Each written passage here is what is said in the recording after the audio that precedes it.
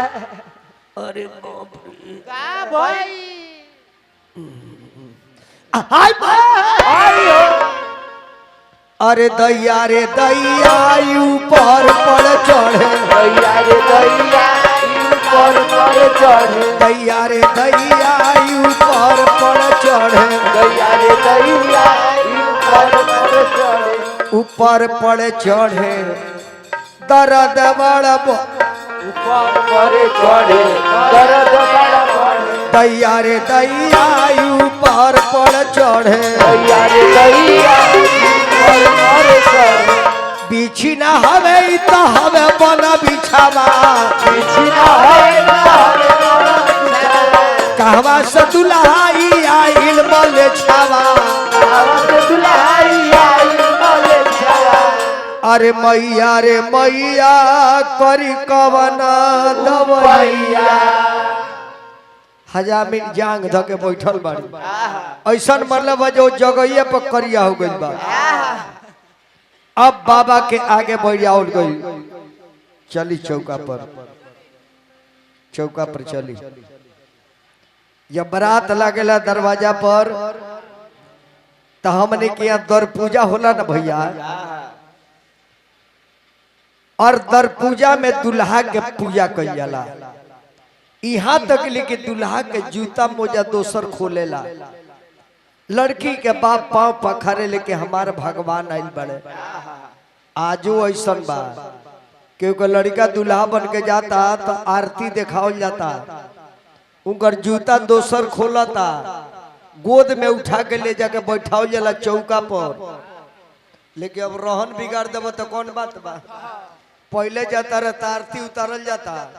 आ दोबारा जाता लो ससुरारी तो अपना छोट सार से कहते ले बबुआ इन्हें को रुपया लबनी चलता हूँ हमने गया तो टाइट कर दिल बाड़े से जाना ससुरारी में तार आरती उतार गई लगल लबनी खोजे ससुराल में राम बन के भगवान बन के गई बड़ो तार रावण बन के मत जा वैसे मौगी के जलील होके के पड़ेला बाबा ये बैठल बानी चौका पर तो सबसे पहले हमने के ध्यान दे जे भी लड़की पोसले बा लड़की रखले बा ओकरा याद हो कि बेटी का है तने और मेन के बढ़ाई ना महाराज धीरहू से बोले दी महाराज ये दुनिया में सब कुछ मिल जाए बेटी ना मिली बेटी बुढ़ापा के बाप माई के सहारा है जाना बेटा खातिर हुआ इतना धन संपत्ति सचता नहीं जाना बेटा खातिर जमीन जायदाद लेता नहीं अंतिम समय में बेटा काम ना करी जन बेटी करी बेटा डीएम हो जाई कलेक्टर हो जाई बाप माई खबर दिए जे बाबू तनी भेंट कर लेता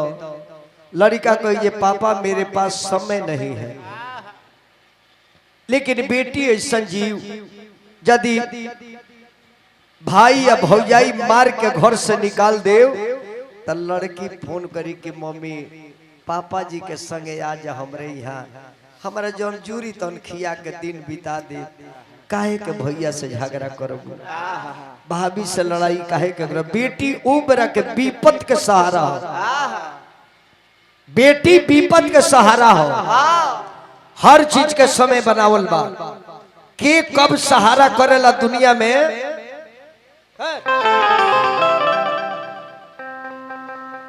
अरे भूखिया लगाला का पर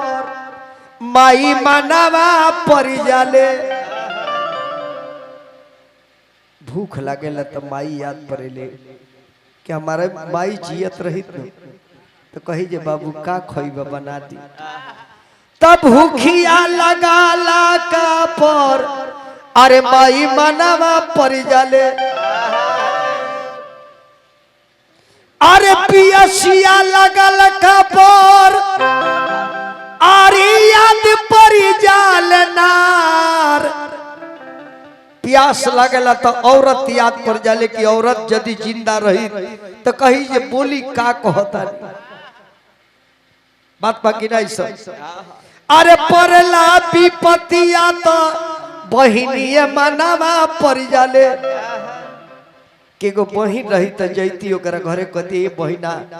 थोड़े हमरा के अनाज दे हमरा हो जाई तो तोरा के लौटा दे। विपत के सहारा बहिन हो। अरे परला विपतिया तो बहिनिया मनवा परे जाले अरे इज्जत लूटल का पर याद परे खाना इज्जत जाए लगल तो खानदान याद पड़ेला कि कैसन खानदान में जन्म हो गई कि आज गांव समाज के लोग हंसता। अरे जगिया परोजन में अरे बापा मनवा परी जाले कोनो जग होला तो बाप मन पड़े जे बाबजी रहते तो कहते बेटा का चिंता कर बड़ा हम बानी। अरे जगिया परोजन में अरे बापे मनवा परी जाले अरे लगला लड़ैया तो भैया याद पड़रा लड़ाई लगला मार होला तो भाई याद पड़ेला कि आज फलाना 4 भाई वाले तो हमरा दुआर पे आके मरले हैं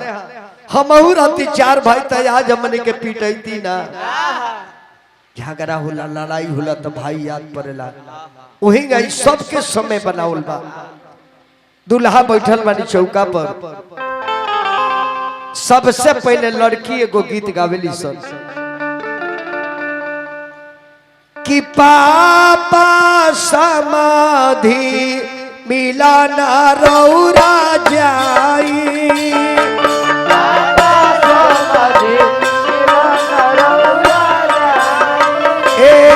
बेटी समाधि मिलन कैसे होला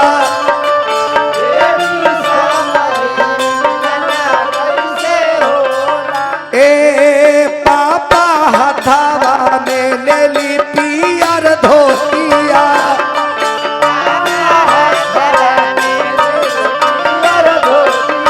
ए पापा समाधि मिलन ऐसे होला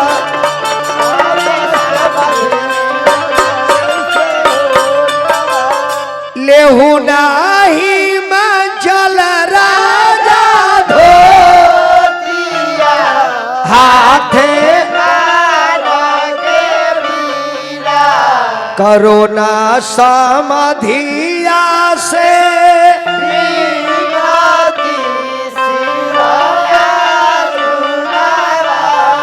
जे सिरा कबहू ना से हो बेटी हो गौरा बेटी